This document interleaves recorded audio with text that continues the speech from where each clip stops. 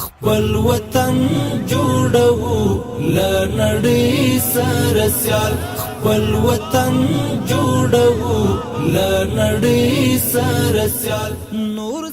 د نیالګي کینولو کمپاین پر دوام د 12 ناحیې په کچه د نیالګي کینولو چارې د کابل خرولۍ د ټولنیزو او کلتوري چارو د مرستیال مولوي حبیب الرحمن منصور د زرغونتیا رئیس مولوي عبدالوکیل متوکل د 12 ناحیې د رئیس مولوي سهرګل نقشبندي دیني عالمانو ځوانانو ګذر وکیلانو او د یاد ناحیې د ګڼ شمېر اوسیدونکو په ګډون د احمدشاه بابا مینې د دریم بلاک له پارک څخه پیل شوې. د کابل خرولۍ د ټولنیزو او کلتوري چارو مرستیال د خپلو خبرو په ترڅ کې د کابل ښار په آبادۍ او ښکلا کې د ښاریانو رول مهم وباله او له دوی څخه غوښتنه وکړه چې د نیالګیو کینولو فرصت له لاسه ورنه کړي ځکه د ونو کینولو جاري صدقه ده او زرغونې سیمې د انسان په ژوند کې خورا ډېر ارزښت لري. دا د یوه شخص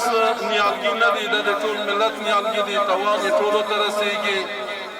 نو تاسو پکې حرص وکوئ، کوشش وکوئ، ستاسو د اولادونو دپاره دا داسې یوه صدقه جاریه ده که مړه هم شي درته اجر او ثواب یې روان وي. د کابل خرولۍ د زرغونتیا او د 12 ناحیې رئیسانو هر یوه په خپلو خبرو کې وویل چې د کابل ښار د زرغونتیا په پار به د دې ناحیې په بېلابېلو سیمو کې نیالګي کېنوي. په خپله 12 ناحیه کې موږ یو لاس فصلي ګلان، زینتي ګلان او ښایسته ګلان تربیه کړي دي چې په مختلفو ساحاتو کې به انشاءالله د راروان سلیقې کېدو او د تاسو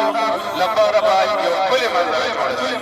د 12 ناحیې اوسیدونکو ژمنه وکړه چې د نیالګیو په کینولو او خړوب کې به له کابل خرولۍ سره مرسته کوي او په دې برخه کې به خپلې ملي او دیني دنده ادا کړي.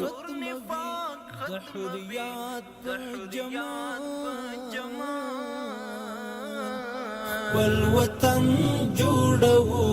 لنړۍ سره سیال خپل وطن جوړو لنړۍ سره سیال نور سمسور